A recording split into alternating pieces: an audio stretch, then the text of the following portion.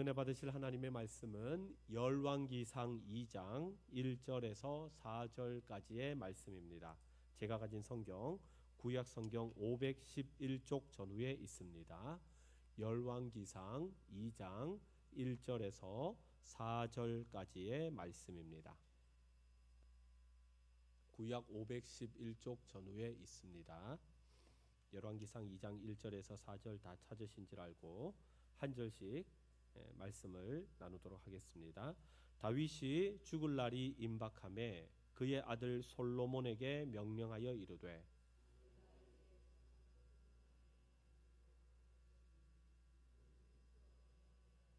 내 하나님 여호와의 명령을 지켜 그 길로 행하여 그 법률과 계명과 율례와 증거를 모세의 율법에 기록된 대로 지키라. 그리하면 내가 무엇을 하든지 어디로 가든지 형통할지라. 여호와께서 내 일에 대하여 말씀하시기를 만일 내 자손들이 그들의 길을 삼가 마음을 다하고 성품을 다하여 진실이 내 앞에서 행하면 이스라엘 왕위에 오를 사람이 내게서 끊어지지 아니하리라 하신 말씀을 확실히 이루게 하시리라. 아멘. 네, 우리에게 주신 말씀을 가지고 끝까지 붙잡아야 할 영적 유산이라는 제목으로 함께 말씀의 은혜 나누도록 하겠습니다. 지난주에 우리가 보았던 말씀은 열왕기상 1장을 통하여서 아도니아에 대한 말씀을 보았습니다. 첫째, 둘째, 셋째 형이 다 죽었어요. 이제는 자기가 왕이 서열 1위라고 생각했습니다. 조급한 마음에 하나님께 기도도 하지 않고 당시 참모들 중에서 최고라고 불리우는 참모들을 다 모았습니다. 그리고 관례에 따라서 엄청난 잔치, 풍성한 잔치를 열었습니다. 이제 내가 다 왕이 될 것이다, 이렇게 모두에게 알렸지만 마치 호떡이 확 하고 뒤집어지듯이 하나님이 이미 다윗을 통하여 주셨던 그 약속대로 다윗은 솔로몬을 왕으로 세웠던 이야기를 우리가 지난주에 함께 말씀을 나누었습니다. 오늘 말씀은요, 지금까지 엄청난 많은 여러 가지 많은 우여곡절을 겪었던 다윗, 이제 다윗이 하나님의 부름을 받을 때가 되었습니다. 그래서 솔로몬에게 유언과 같은 말씀을 전했던 것이 오늘 우리에게 주시는 말씀입니다. 오늘 본문 1절을 보시면 이렇게 기록되어 있습니다. 다윗이 죽을 날이 임박함에 그의 아들 솔로몬에게 명령하여 이르되 라고 했습니다. 한 시대를 호령했던 위대한 성군입니다. 왕 중의 왕입니다. 그런데 그 왕일지라도 어떻게 된다고요? 죽을 날이 임박하였다. 평범한 인간일 뿐이라는 것이죠. 이제 곧 하나님 앞에 서야 할 다윗이 마지막으로 사랑하는 아들, 왕위를 계승한 솔로몬을 불러서 마지막 유언처럼 하는 말씀이 오늘 말씀입니다. 그러면 이 다윗이 솔로몬에게 무슨 유언을 했을까요? 솔로몬아, 차 조심해야 된대, 이런 이야기를 했을까요? 솔로몬아, 네가 이제 왕이 되었는데 나라를 잘 다스리기 위해서는 이런 정치 방법을 배워야 된다. 솔로몬아, 네가 이제 왕이 되었는데 내가 너를 위해서 왕으로서 가졌던 엄청난 비자금이 있는데 그 비자금이 어디 있는지 너에게 가르쳐 줄게. 이런 이야기를 하지 않았습니다. 그것보다 무엇보다 귀한 것, 소중한 것, 영적인 유산을 나눠주기를 원했습니다. 여러분, 오늘 우리는 말씀을 통해서 다윗의 유언을 통하여서 우리 대동교회 성도들도 평생토록 붙잡아야 할 이 말씀, 우리의 다음 세대들에게, 자녀들에게, 손주들에게 물려주어야 할 영적 자산, 영적 유산이 무엇인가? 오늘 말씀을 통해서 세 가지를 함께 살펴보려고 합니다. 첫 번째는요, 환경을 이기는 영적 대장부가 되어야 합니다. 오늘 본문 2절 말씀을 우리 함께 한 목소리로 읽어보겠습니다. 시작. 내가 이제 세상 모든 사람이 가는 길로 가게 되었노니 너는 힘써 대장부가 되고. 아멘. 다윗은요, 자신의 죽음의 때를 알았어요. 그래서 말씀하기를 세상 모든 사람이 가는 길로 나도 가게 된다 말씀합니다. 여러분, 이것이 하나님이 만드신 법칙이죠. 이 땅 가운데 온 사람은 반드시 이 땅의 생을 마감하게 되어 있습니다. 하나님의 법칙입니다. 그 어떤 사람도, 위대한 사람도, 신령한 사람도, 능력 있는 사람도 하나님의 법칙을 바꾸지 못하는 것이죠. 그렇기 때문에 하나님의 부르심을 받아야 하는 이 다윗이 마지막으로 이야기하는 것이 솔로몬에게 있어서 너는 힘써 대장부가 되라 라고 이야기했습니다. 여러분, 대장부가 되라 라는 말이 무슨 말일까요? 아주 힘을 막 이렇게 엄청나게 센 힘을 길러라, 엄청난 군사가 되라, 이런 이야기를 하는 것일까요? 아니요, 그것보다는 대장부가 되되 영적인 대장부가 되라는 이야기를 하는 겁니다. 솔로몬이 왕이 되었을 때 나이가 어느 정도 되었느냐? 20대 초중반으로 신학자들은 살펴보고 있습니다. 그러니까 20대 초중반에 왕의 자리에 오르긴 올랐는데 처음부터 서열 1위였던 것도 아니고, 아버지가 엄청나게 대단한 사람이고 위대한 사람이었고, 솔로몬이 보기에는요 20대라고 하지만 연약하디 연약한 사람입니다. 성문 밖에만 나가면요 아주 호랑이 장군이 있습니다. 요압. 얼마나 힘세고 얼마나 능력이 있었는지 모릅니다. 비록 지금 나이가 많이 들었지만 그래도 힘이 있고 권세가 있는 요압이라는 장군이 있습니다. 그뿐입니까? 아직까지 아도니아를 따르는 많은 추종하는 세력들이 있습니다.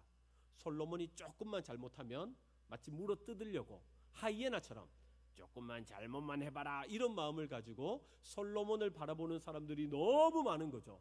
그러니까 솔로몬은 마음 가운데 너무 두려운 겁니다. 너무 마음이 염려가 많은 것이죠. 솔로몬의 그 마음을 다윗이 알았습니다. 왜요? 다윗도 자기의 인생 가운데 그런 여러 가지 험준한 일이 있었거든요. 그래서 이야기하는 겁니다. 솔로몬아, 염려하지 마라, 걱정하지 마라. 이 나라를 잘 다스리고 네가 왕으로서 온전히 살아갈 수 있는 방법은 많은 정치법을 배우는 게 아니란다. 네가 많은 말과 많은 여러 가지를 취해서 되는 게 아니란다. 네가 할 수 있는 한 가지, 오직 하나님만을 신실하게 붙들면 너는 그런 진짜 영적 대장부가 될 수 있단다 라고 그 비결을 말씀해 주는 것입니다. 다윗이 이렇게 너는 힘써 대장부가 되라 라고 이야기하는 것은 실은 자기의 인생 가운데도 너무너무 부끄러운 일이 많았기 때문입니다. 여러분 아시는 대로 다윗이 17살, 18살 때 어떤 일이 있었습니까? 형들에게 도시락을 주러 갔다가 골리앗을 보게 되었습니다. 2m 93 정도 되는 커다란 키에 덩치도 크고 엄청난 거대한 거인인 골리앗을 보았을 때 그는요 영적 대장부였습니다. 너는 칼과 창과 단창으로 나아가지만 나는 살아계신 만군의 여호와의 이름으로 나아간다 하고 돌비 몇 개 딱 주어가지고요 물맷돌 가지고 빙빙빙빙 돌려가지고 샥 던졌더니 정확하게 맞박에 빡 하고 꼽혀가지고 한 방에 그냥 무너뜨리지 않았습니까? 아무리 크더라도 아무리 힘이 있었더라도 다윗은요 무서워하지 않았습니다. 다윗은요 걱정하지 않았습니다. 왜요? 그 골리앗보다 더 크신 하나님이 자기와 함께 있으니까요. 그런데 시간이 지나면서 다윗이 교만해지기 시작했습니다. 다윗이 범죄하기 시작했습니다. 그랬더니 영적 대장부요? 아니요. 영적 어린아이가 되어버렸습니다. 음매기죽어가 되어버렸어요. 그가 교만한 가운데 있고 죄악된 길로 갔을 때 어떤 일이 있었습니까? 자기의 사랑하는 아들 압살롬이 다시금 자기에게 쿠데타를 일으켰습니다. 얼마나 준비를 철저하게 했는지 쿠데타를 일으켜서 성에 들어왔을 때 다윗도 어찌할 수 없어가지고 신발도 제대로 잡지 못하고요 눈물을 흘리며 도망의 길을 갔던 사람이 다윗이었습니다. 자기의 인생 가운데도 우여곡절이 있었고 힘든 일이 있었기 때문에 자기가 지금 보니까 솔로몬의 모습이 다 그런 거예요. 연약하디 연약한 겁니다. 그래서 이야기하는 것이죠. 솔로몬아, 너는 힘써 영적 대장부가 되어야 한다. 솔로몬아, 사람이 힘이 있다고 되는 게 아니란다. 능력만 있다고 되는 게 아니란다. 하나님께서 너와 함께 하실 때 너는 진정한 영적 대장부가 될 수 있단다 라고 다윗이 솔로몬에게 말씀을 하는 것입니다. 여러분, 우리는 어떻습니까? 여러분, 영적 대장부이십니까? 우리도 이 땅을 살아가는 가운데 경제적으로 가정 가운데 흔들릴 때가 있습니다. 그러면 기죽어가 됩니다. 건강하다고 생각했는데 검진을 받은 후에 좀 문제가 있습니다. 그러면 기죽어가 됩니다. 나는 나름대로 잘한다고 생각했는데 사람들의 말 한마디 한마디가 냉정하게 들리고 내 마음 가운데 아픈 말을 탁 던져주면요, 그 가운데 속에서도 기죽어가 됩니다. 실은 여러분 돌아보면 우리를 어렵게 하고 우리를 무섭게 하는 그런 요압과 같은, 그리고 아도니아를 쫓아다니는 그런 추종 세력들이 얼마나 많은지 모릅니다. 하나님은 오늘 이 밤에 우리에게도 동일하게 말씀하십니다. 다윗이 아들 솔로몬을 바라보면서 영적 대장부가 되어야 한다라는 말씀처럼 우리에게도 영적 대장부가 되라고 말씀하십니다. 여러분, 우리가 영적 대장부가 되는 것은 내 힘과 내 능력이 아니요, 주께서 주시는 그 성령의 은혜를 의지할 때 우리는 진정한 영적 대장부가 될 줄 믿습니다. 다윗이 골리앗이 있었을지라도 염려하지 않고 두려워하지 않고 영적 대장부가 되었던 그 은혜가 오늘 이 밤 가운데 성령의 은혜를 간구할 때 우리 온 성도님들이 정말 다윗이 솔로몬에게 말씀하는 이 영적 대장부가 될 줄 믿습니다. 두 번째 말씀은요, 기록된 말씀 그대로 순종해야 된다 말씀합니다. 바울이 세상 환경에 다윗이 솔로몬에게 세상 환경이 흔들리면 안 된다, 영적 대장부가 돼야 된다, 그렇게 이야기했으니까 비법도 이야기하지 않았겠습니까? 어떻게 하면 영적 대장부가 될 수 있는가? 그 비결을 3절 전반부에 이렇게 기록을 했습니다. 말씀을 보니까요, 내 하나님 여호와의 명령을 지켜 그 길로 행하여 그 법률과 계명과 율례와 증거를 모세의 율법에 기록된 대로 지키라라고 했어요. 그러니까 다윗이 인생의 끝자락을 살아가면서 자기가 깨달은 것, 그것을 솔로몬에게 이야기해 주는데 대장부가 되는 비결은 뭐냐? 다른 것 아니라 하나님의 말씀을 온전히 붙들고 그 말씀대로 순종하는 것이다 라고 말씀합니다. 왜냐하면요, 다윗도 인생을 살아가는 가운데 하나님의 말씀이 아니라 자기 마음대로 살아가 봤다가 자기가 원하는 대로 살아가 봤다가 큰 코 다쳤던 일들이 많이 있었거든요. 어떤 일들이 있을까요? 여러분, 다윗의 인생 가운데 법궤를 옮겼을 때를 생각해 보십시오. 원래 법궤는 어디에 있었는지 하면 실로에 있었습니다. 그런데 이스라엘 백성들이 전쟁에 나갈 때, 블레셋과 전쟁할 때 법궤를 가지고 나가면 우리는 이길 수 있다라고 나갔다가 법궤를 뺏겨버렸습니다. 뿐만 아니라 실로까지도 폐허가 되게 되었습니다. 하나님의 은혜 가운데 법궤가 다시 돌아오게 되었는데 법궤를 둘 때가 마땅치 않으니까 돌아왔던 곳에 가까운 기럇 여아림이라는 곳에 법궤를 모셔두었습니다. 70년을 모셔두었어요. 다윗은 그게 마음이 너무 아팠어요. 하나님의 임재가 있는 곳, 그곳을 내 성에 예루살렘 성으로 옮겨야 되겠다라고 생각하고 법궤를 옮기기로 작정했습니다. 여러분, 법궤를 옮길 때는 누가 옮겨야 됩니까? 레위 사람들이 옮겨야 됩니다. 또 레위 사람들이 어떤 방법으로 옮겨야 되죠? 어깨에 메고 옮겨야 되는 것이죠. 그게 하나님의 말씀입니다. 그런데 다윗이 생각해 보니까요, 더 멋있고 더 아름답고 더 화려한 방법으로 그 법궤를 옮기고 싶은 거예요. 그래서 오늘날로 치면 새 차를 한 대 뽑았다는 것 아닙니까? 리무진을 하나 쫙 뽑았습니다. 여기에 법궤를 딱 모시고 그렇게 가면 안전하게 빨리 갈 수 있다고 생각해서 소 2마리에다가 새 수레를 가지고 와서 딱 준비를 했습니다. 법궤를 그 위에 딱 올렸습니다. 야, 끝났다. 이 정도 되면 빠른 속도로 예루살렘 성에 안전하게 갈 수 있다 하고 법궤를 출발시켰습니다. 그런데 어떻게 됐죠? 잘 갔습니까? 얼마 지나지 않아서 소가 휘청휘청하지 않습니까? 법궤도 휘청휘청했지 않겠습니까? 그때 그 가까이 있었던 우사라는 사람이 어이쿠 법궤가 넘어지면 안 된다고 확 잡았는데 어떻게 됐죠? 하나님이 그 자리에서 치셔서 즉사했습니다. 다윗의 마음이 어땠을까요? 자기는 잘한다고 생각했는데 자기는 이것이 아주 멋있고 화려하고 하나님도 기뻐하실 것이라고 생각했는데 회개를 했겠죠. 그리고 하나님 앞에 엎드렸겠죠. 하나님, 하나님의 말씀이 있는데, 하나님이 주신 방법이 있는데, 하나님 그 방법대로 한 것이 아니라 내 소견에 옳은 대로, 내가 볼 때 좋은 대로 행했더니 그것이 오히려 화가 되었습니다. 하나님 용서하여 주시옵소서. 그렇게 회개하지 않았겠습니까?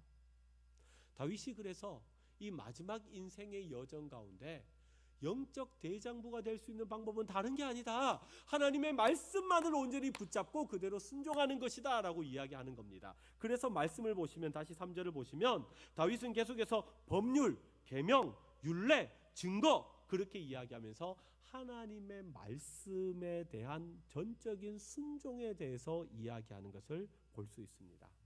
내 생각, 내 경험, 내 실력, 이거 중요한 것 아니라는 거예요.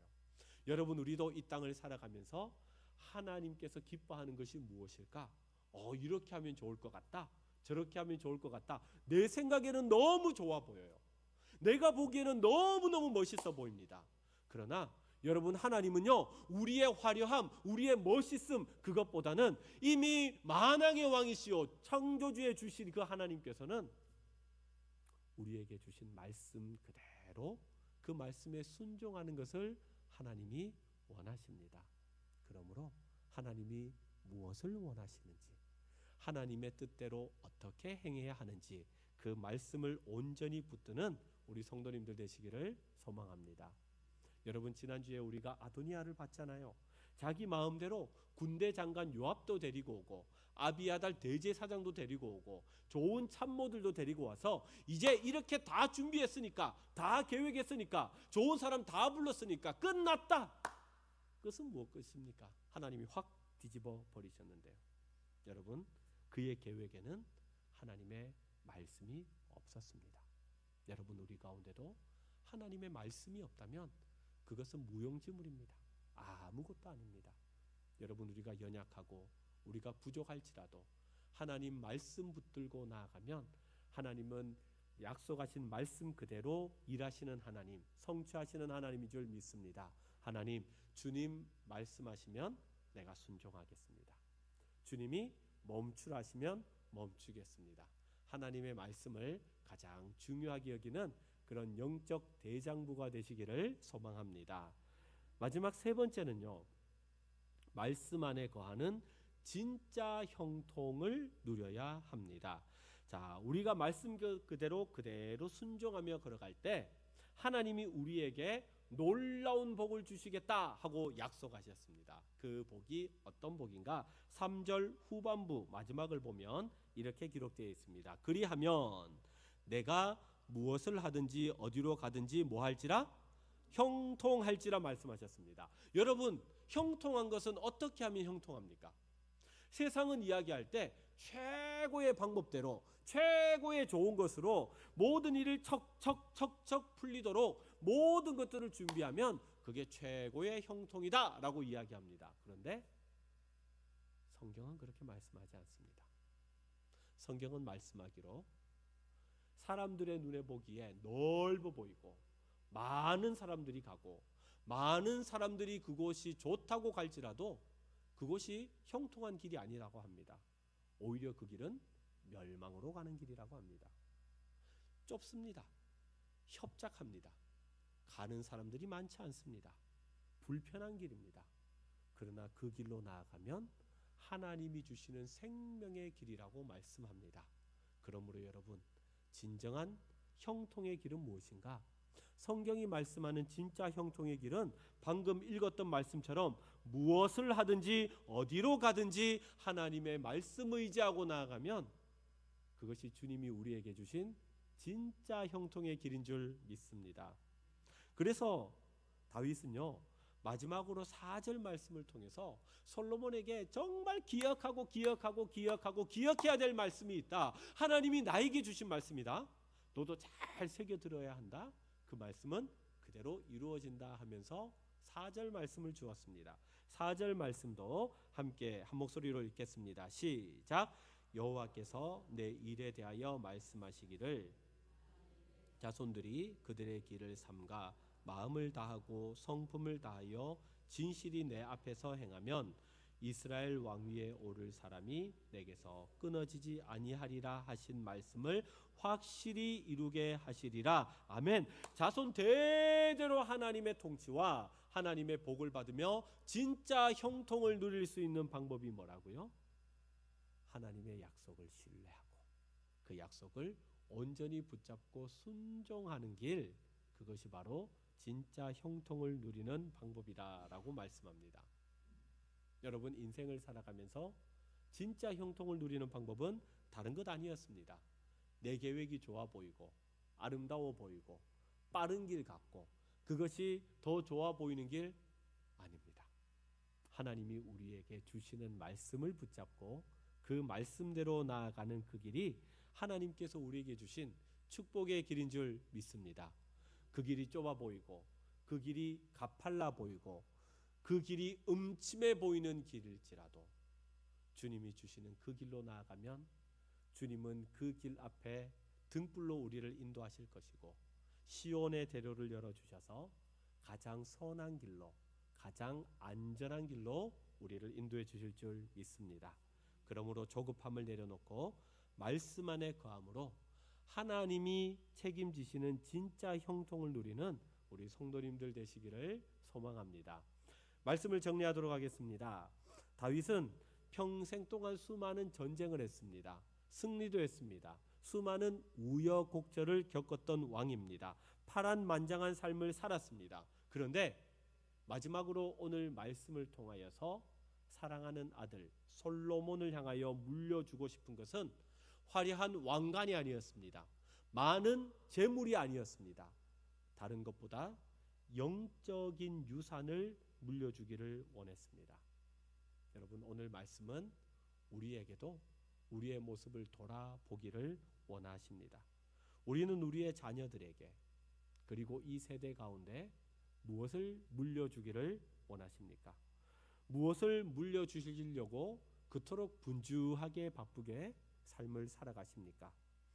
지난주 아도니아처럼 자기를 위한 바쁜 잔치를 배설해 놓았을지라도 하나님께서 그들의 앞길 가운데 막으시면 아무것도 할 수 없는 것이죠. 세상 모든 사람들이 가는 그 죽음의 길 앞에 섰을 때 우리 손에 마지막에 쥐어져 있어야 할 것은 세상의 성공이 아니라 하나님의 말씀에 대한 순종인 줄 믿습니다. 우리 모든 성도님들이 이 세대 앞에서 믿음의 명문 가문으로 세워지는 우리 성도님들 되시기를 소망합니다. 세 가지 우리가 함께 기억했으면 좋겠습니다. 하나님, 세상 소리에 기죽지 말고 만군의 여호와를 의지함으로 영적 대장부로 일어서겠습니다. 두 번째는요, 내 생각과 경험을 내려놓고 기록된 말씀 그대로 순종하겠습니다.